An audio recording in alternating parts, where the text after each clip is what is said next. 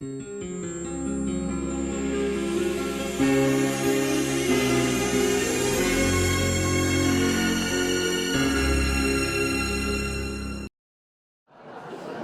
c'était pour déconner qu'il lui a envoyé. Le mec, il a répété. Ouais, c'est les éléments de langage, c'est comme ça. Et puis, il bossait sur plein de trucs. Enfin, je veux dire, voilà, l'assassinat altruiste, voilà, le viol romantique, voilà, la pédophilie pédagogique. Non, parce qu'il avait compris une chose qui est très importante en termes de communication, Patrick, c'est que nous, les humains, on pense en images. Vous voyez, avec les mots, ça fait une image dans notre tête. Par exemple, si vous êtes dans le train, vous entendez accident grave de voyageurs. Vous levez même pas votre tête de votre sudoku, tu vois. Alors que si vous entendez désolé, le train est bloqué, car la boîte crânienne de Michel bloque l'essieu du premier wagon. Hein? On se fait l'image de la boîte crânienne de Michel, vous voyez? Hein? Avec l'essieu comme ça, hop, qui bloque, avec la boîte crânienne, tout ça, la roue qui patine dans la cervelle, etc. Vous avez l'image, et ben voilà, ça fonctionne comme ça. Hein, Guy Carlier qui saute à la perche, bam, vous l'avez. Mais oui, ça marche comme ça. Hein, on peut même s'amuser avec ça, tiens. On va s'amuser un peu, vous allez voir. Si je vous dis Christine Boutin, vous avez tous en tête Christine Boutin en ce moment. Vous voyez, elle est différemment coiffée, différemment habillée, mais vous avez en tête... Pour toi, elle est nue, je vois. Des petits yeux qui pétillent dans la nuit. C'est possible, c'est possible. D'ailleurs, maintenant que j'ai dit Christine Boutin nue,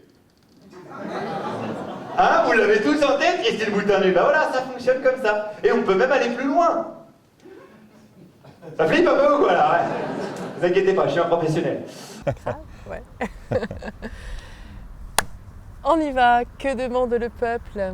Guillaume Meurice est là ce soir au festival, dernière représentation de ce premier festival Histoire d'en rire à Vaison-la-Romaine. Bienvenue à Vaison, Guillaume. Merci beaucoup. Merci d'être là. Merci de m'accueillir. Merci d'avoir répondu aussi rapidement à ma demande d'interview. Non, avec plaisir. J'étais là, j'ai rien à faire. Écoute, c'est parfait. Ben, c'est parfait. Non, c'est vrai que le filage est fait et tout, donc on est tranquille. Vaison-la-Romaine, tu connaissais?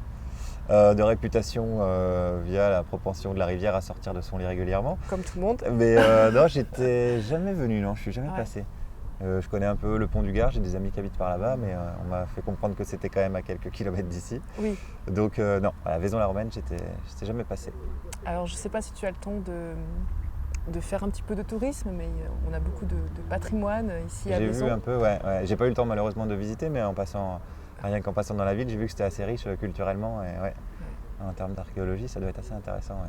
Alors ce festival, c'est une première pour nous, pour la ville de Vaison. Tu es en vedette. Ouais, je ne sais pas si on peut dire ça. Pour ce one-man show que tu présentes, que demande le peuple? Ouais. Est-ce que tu as une réponse? Ah bah c'est le peuple qui va me donner la réponse puisque je l'interroge tous les soirs et je vais l'interroger ce soir à Vaison. Ouais. Donc on va voir. C'est vrai que j'ai une petite partie, juste pour parler du titre, j'ai une petite partie dans mon spectacle où j'interroge vraiment les spectateurs sur quelles sont vos envies, vos rêves, vos besoins. Moi je prends des notes et je fais remonter les informations au ministère puisque je joue effectivement le conseiller en com de Manuel Valls. Donc voilà, je demande ce que veut le peuple et puis je prends des notes. Et puis alors ça c'est ma partie un peu d'impro dans le spectacle parce que j'ai des réponses différentes tous les soirs. Tu as écouté? Quand tu fais un retour? Quand je fais un retour, écoute, ça serait intéressant que je le fasse pour de vrai et que je compile, parce que je note vraiment en plus sur une feuille, et que je compile ça et que je l'envoie à je sais pas qui, Emmanuel Valls, ou au gouvernement, ou à un haut fonctionnaire qui traîne. Ça serait rigolo pour aller jusqu'au bout de la démarche. En réalité, je pense qu'ils n'en ont absolument rien à foutre, puisqu'ils s'intéressent qu'au sondage et pas vraiment au choix particulier de chacun et chacun. C'est plus des grosses tendances qui se dessinent. Mais ouais, pour la blague, ça serait marrant de le faire. Ouais. Alors, en général, qu'est-ce qu'il demande le peuple dans tes... Alors, c'est souvent, il y a des choses qui reviennent souvent. Évidemment, l'argent, les vacances, le travail, de plus en plus. Qu'est-ce qu'on a d'autre? Après, il y a des demandes un peu farfelues, des trucs un peu particuliers qui me permettent de rebondir en impro de manière des fois assez loufoque, quoi. Une fois, quelqu'un m'a dit une kangou, quelque chose comme ça. Donc du coup, voilà, ça me permet de rebondir parce que je parle d'une kangou après dans le spectacle. Donc voilà, des fois j'ai des trucs qui sortent un peu de l'ordinaire, de l'alcool, des fois on me dit. Voilà, mais c'est assez varié. Il y a quand même, on retrouve souvent vacances, argent, travail. Ça, c'est normalement les trois. On va voir ce soir, mais normalement, on a les trois. Pas forcément dans l'ordre, mais on a les trois. Et l'amour? Jamais. Ça n'est jamais arrivé. Non. Hier, on m'a demandé mon numéro de téléphone. C'est plutôt... C'est sympa. Alors, tu es en interaction avec le public, c'est ça? Oui, j'ai des parties d'interaction, ouais. Après, oui, je suis en interaction dans le sens où je m'adresse directement au public, donc c'est pas un spectacle où je joue des personnages, comme on dit au théâtre, avec un quatrième mur. Je suis vraiment en adresse publique, comme on dit. Ouais. Et puis, oui, effectivement, je sollicite pas mal les gens, j'attends pas mal de réponses ou de réactions. Oui. Mais après, je fais pas, par exemple, monter des gens sur scène, j'aime pas trop ce genre de procédé. Enfin, j'aime pas trop l'utiliser en tout cas. Donc voilà, l'interaction s'arrête là. Je reste dans mon rôle de comédien, mine de rien, et le public reste dans son rôle de public. Voilà. Tu arrives tout de même, avec cette interaction, à rester dans ton personnage que tu fais évoluer aussi en fonction du public que tu as, en fonction du lieu, en fonction de ta forme, en fonction de tout ça. C'est une question d'énergie parce que effectivement, comme c'est un échange, ça se joue un peu à 50-50. Parfois, tu arrives, tu es fatigué et le public est super, donc ça te renvoie de l'énergie, donc ça te fait oublier la fatigue. Et des fois, c'est l'inverse. Donc ça joue quand même pas mal. Ouais. Il y a des publics qui sont plus causants que d'autres, plus réactifs que d'autres. Des publics qui sont trop causants, donc tu es obligé de gérer un peu les gens qui parlent trop, etc. Donc c'est vivant, quoi, spectacle vivant. Donc c'est ça qui est marrant, quoi. Ouais. Pourquoi tu as eu envie de partir sur ce thème-là, justement, avec cette interaction, avec justement mettre le peuple à travers les gens, à travers l'humain, à travers ton spectacle? En fait, je suis parti, pour reprendre du début, je suis parti du titre. J'avais noté Que demande le peuple sur un petit bout de papier parce que je trouvais que c'était un chouette titre de chronique ou je ne sais rien, d'émission de télé ou je ne sais pas. Et quand il a été question de refaire un spectacle, j'ai repris mon petit calepin où je note plein de conneries et je me suis dit tiens, Que demande le peuple, imaginons que c'est le titre de mon spectacle, qu'est-ce que ça pourrait donner? Et je suis parti comme ça. Et du coup, je me suis dit ça serait intéressant que ce soit un mec qui fasse le lien entre justement le peuple et les dirigeants, ce que je disais tout à l'heure. Après, je me suis dit, le public, à la limite, ça peut représenter le peuple. Après, je me suis dit, c'est intéressant s'il y a une histoire de quota et que ça représente en fait un panel. Donc là, chaque public représente un panel parfaitement représentatif de la population française. Donc voilà, je me sers de ça, c'est pour ça que l'interaction vient de là aussi. C'est dit, vous êtes X% de, X% de, X% de. Et après, petit à petit, c'est venu en me disant, en fait, il existe des gens qui sont payés pour faire le lien. Et ça s'appelle des communicants. En réalité, évidemment, ils sont beaucoup plus au service des dirigeants que du peuple, ce qui fait tout le cynisme du personnage, quoi, qui fait croire qu'il est à l'écoute du peuple, qui en fait, au final, s'en fout. Voilà. Et pourquoi tu as eu envie d'insister, mais pourquoi tu as eu envie de... je peux pas répondu entièrement à ta question. Pourquoi tu as eu envie de faire un spectacle autour moi, personnellement, de cela, pourquoi ce thème-là m'intéresse en tant que citoyen, tu veux dire? C'est ça, parce que moi, je me suis toujours intéressé à l'actu depuis que je suis ado, on va dire. J'avais des parents qui avaient une maison de la presse, donc j'ai baigné un peu, j'avais pas de télé, j'avais des parents avec une maison de la presse, donc mon père et ma mère adorent discuter de thèmes d'actu, etc. J'ai baigné là-dedans, donc ça m'a toujours intéressé. Et même mon premier spectacle traitait déjà de thèmes sociétaux. Donc c'est vraiment, je me sens, l'expression humoriste engagé, elle ne veut plus rien dire parce que tout le monde est engagé sur tout et n'importe quoi. Mais je me sens concerné, on va dire, par ce qui se passe. Donc c'est les thèmes qui m'intéressent de traiter, on va dire. Depuis longtemps. Même si la phrase n'est pas très française. Depuis longtemps, ouais. Qu'est-ce que ça représente, l'humour, pour toi? Un média, c'est un moyen de m'exprimer, C'est un élément d'un spectacle. Moi, j'ai choisi de faire des spectacles d'humour. C'est le domaine où je me sens le plus à l'aise. Même en cours de théâtre, quand il fallait jouer Néron, les gens ils se marraient. Donc au bout d'un moment, et puis même de toute façon c'est plaisant de faire rigoler des gens. Donc c'est à la fois un média, une manière de faire passer mes convictions et d'autre part un plaisir. Parce que j'ai pas l'impression de me sacrifier pour quelque chose. Je prends beaucoup de plaisir à faire ça. Donc c'est ces deux choses-là, je pense. Tu t'es aperçu comment que tu faisais rire les gens? Comment s'en aperçoit? C'est le truc un peu des humoristes, mais depuis gamin, j'étais le clown de la classe. Et même quand les profs ils mettaient fait le clown en classe, ça me paraissait être un beau compliment. Alors que ça n'était pas pour eux. Mais... Donc ça, j'ai toujours été comme ça. Ça m'est pas venu vraiment, c'est une nature, je pense. Ça fait partie de... est-ce que ça nourrit aussi ta personnalité, ta façon de voir les choses, ta façon de partager, ta façon d'être? Est-ce que... Oui, par la force des choses, je suis comme ça, donc ouais. Je suis pas du tout, c'est qu'il y a beaucoup le mythe du clown, le mythe, non, il y en a qui sont comme ça, mais du clown triste, tu sais, le mec qui est marrant sur scène et puis qui va dans sa loge, qui pleure, etc., parce qu'il est malheureux. Moi, je suis pas du tout comme ça. Je suis pas un garçon torturé, névrosé, donc non, c'est plutôt, tu es expressif. Ouais, je pense, ouais. Première fois que tu es monté sur scène, tu as ressenti quoi? Première fois, c'était... Alors, il y a 2 premières fois. Il y a la première fois quand j'étais en maternelle, où là, je me suis mis à pleurer. C'était ma première fois sur scène. C'était spectacle de fin d'année, quoi. Tu vois, c'était une chorale ou un truc comme ça, une chanson, je sais rien. Et donc, je me suis mis à pleurer. Et ça, je m'en rappelle, j'ai l'image. Quand t'es gosse, il te reste des flashs, quoi. Et ça, je me souviens très bien. Et après, donc, du coup, 16 ans plus tard, 20 ans, je crois, je me suis inscrit au cours de théâtre. Et première sensation, le flip, quoi, quand même devant une classe, moi, j'en avais jamais fait avant, quoi. Donc, je suis arrivé à Paris, je me suis inscrit au cours Florent, parce que c'était le seul truc que je connaissais, quoi. J'avais entendu parler dans les interviews des comédiens. Alors, donc, première fois, c'est le flip. Et il y a eu un deuxième déclic, c'est que j'ai fait un stage de 3 semaines, ça se passait comme ça à l'époque, je ne sais pas si ça se passe toujours comme ça. Et à la fin, il y a une échéance, à la fin, il y a une espèce de, tu passes devant des gens qui sont censés dire si tu peux rester dans l'école ou pas, quoi. Et là, j'étais passé dans les derniers, donc toute la classe était détendue et avait passé l'échéance, ça se passait plutôt pas trop mal. Et du coup, moi j'avais un petit texte, j'ai dit un sketch, c'est un peu un lapsus, mais parce que j'avais un petit texte qu'on m'avait donné et qui était plutôt humoristique. Donc j'ai joué mon truc, mais ça durait peut-être 1 minute ou 1 minute 30, c'était vraiment hyper court. Et toute la salle s'est mise à se marrer, quoi. Toute la classe s'est mise à se marrer. Et là, à ce moment-là, je me suis dit, c'est vraiment ce que je veux faire, quoi. Je me suis dit, là, c'est une espèce de truc où tu te sens à ta place. Ouais. Et ça, c'est pareil, je le garde en tête. Je me souviens très bien de la sensation que j'ai eue à ce moment-là, en me disant, ah putain, ok, c'est ça, d'accord, impec, allons-y, quoi. Alors tu fais des chroniques régulièrement sur France Inter, le matin tôt? Plus le matin tôt maintenant, c'est l'après-midi à 17h, de 17 à 18. Ouais. Pardon? Non, c'était l'année dernière, j'étais encore le jeudi à 6h55, mais là ils ont changé la formule du matin, donc je dors 2 heures de plus le jeudi. D'accord, c'est bien. Ça t'a apporté pour toi personnellement de faire de la radio? Ouais, c'est hyper enrichissant. C'est un milieu que je connaissais pas trop déjà, les médias. Donc c'est toujours, moi je suis assez curieux de nature, donc c'est intéressant de voir comment ça se passe de l'intérieur, n'est-ce pas?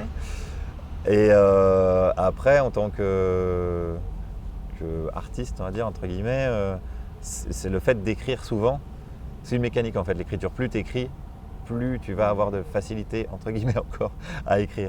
C'est-à-dire que tu t'attrapes la dynamique, comme c'est du rythme, beaucoup la comédie. Ça permet plus tu écris, plus ça te permet d'appréhender ces mécanismes-là.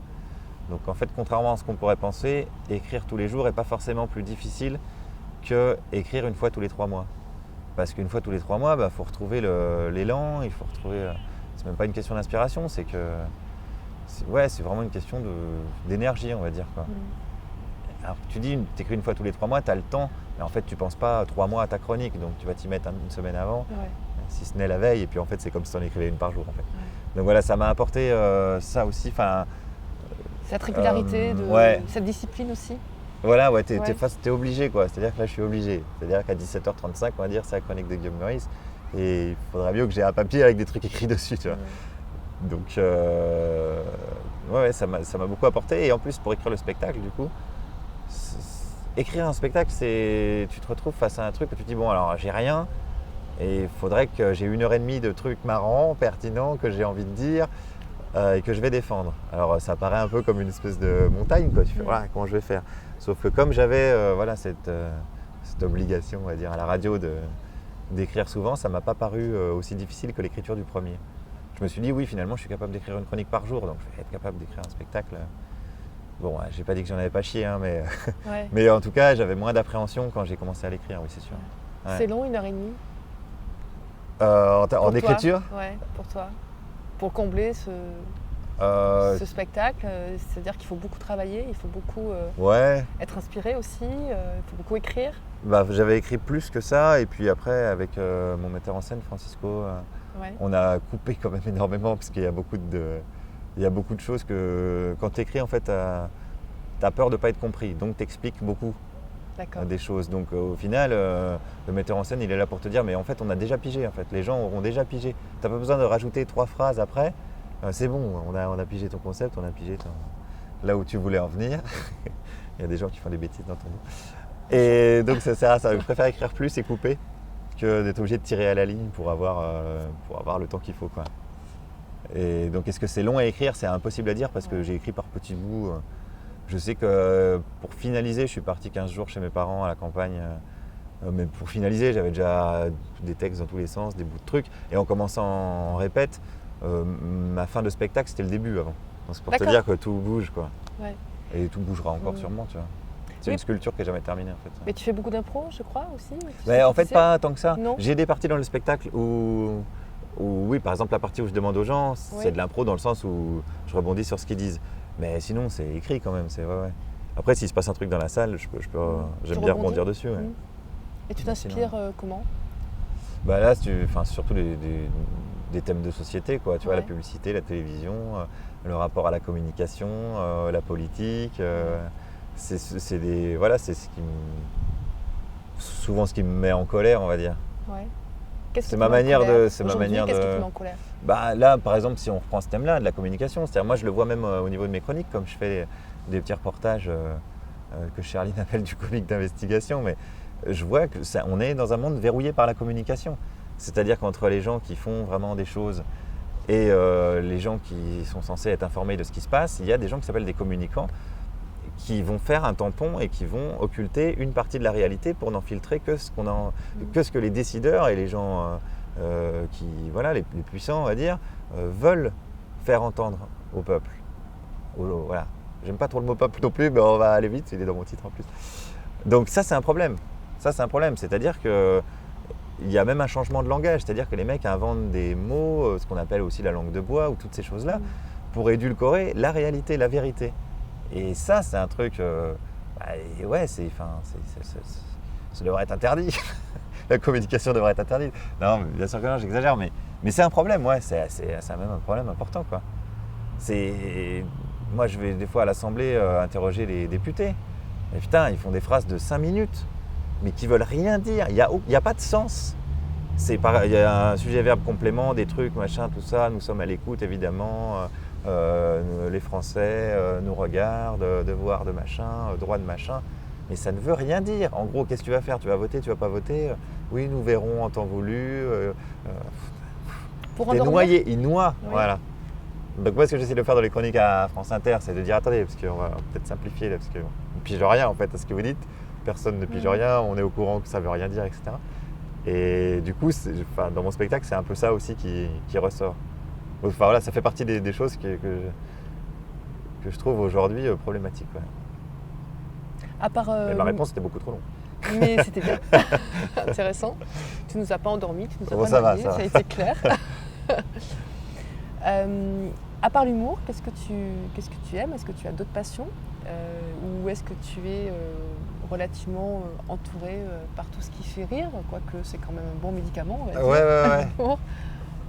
L'humour, c'est pas vraiment une passion, c'est ce qu'on disait tout à l'heure, c'est plutôt un moyen d'expression. Ouais. Après, moi je suis plutôt. J'ai un copain qui m'appelle l'obsédé du réel. D'accord. C'est-à-dire que je lis pas mal, mais tout ce que je lis jamais de romans par exemple. Parce qu'en fait, je me dis toujours, c'est pas vrai. Par contre, j'adore les biographies, j'adore le parcours. Et j'adore tout ce qui est scientifique, tout ce qui est biologique, ça m'intéresse beaucoup. Ouais, donc voilà, je suis plutôt porté sur des choses très concrètes. Par exemple, au cinéma, je suis un passionné de documentaires. Ça m'intéresse de décortiquer, de voir comment le monde fonctionne, quoi. Et je trouve que la réalité est beaucoup plus puissante qu'une histoire inventée. Donc tu ne regardes pas de films? Si, de temps en temps, avec des potes, avec ma copine, voilà. Mais c'est pas là où c'est pas ce qui m'enthousiasme. Ouais. Je pourrais pas te citer mon film de fiction préféré. Ça me divertit, mais c'est pas ça qui me. C'est pourquoi? C'est pour s'enrichir ou c'est pour rester dans un monde concret que tu es plus attiré par des documentaires ou des photographies, des choses très réalistes? Comment tu peux l'expliquer? Ah, ça c'est de la psychanalyse, j'en sais rien du tout pourquoi je suis arrivé à... Disons que c'est comme ça et je ne saurais pas te l'analyser ou te l'expliquer. Ça ne m'intéresse même pas de savoir pourquoi je suis comme ça, mais en tout cas je sais que je suis plus attiré par des choses, oui, très concrètes. Ouais. D'accord. Ouais. Comment, là tu es, combien de représentations pour ce spectacle? Là on arrive peut-être à une centaine je pense. D'accord. Ouais, j'ai commencé en mars 2014. Fin mars 2014. Ça fait beaucoup en un an? Ouais, je joue beaucoup. J'ai fait Avignon aussi, donc ça fait 25 d'un coup. Et je tourne pas mal, je suis content, ouais.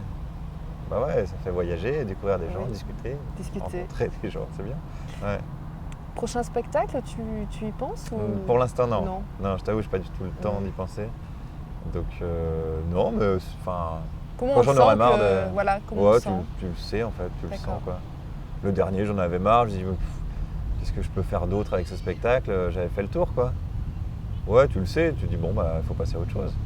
Comment tu le sais? C'est par rapport au public aussi ou... Non, c'est par rapport à toi. Tu t'amuses moins ou... Enfin, ce qui est rigolo avec un spectacle, c'est que tu le fais évoluer tout le temps. Et tu dis ah tiens, ce soir je vais tester un truc comme ça je vais regoupiller un peu mieux, je vais mettre un temps ici. Et puis au bout d'un moment, tu as l'impression d'avoir un peu tout tenté, et puis bon, c'est comme un jouet, tu te dis bon, je m'amuse plus à jouer, et puis voilà quoi. C'est instinctif quoi, on va dire. Ouais. Merci. Merci à toi. Merci.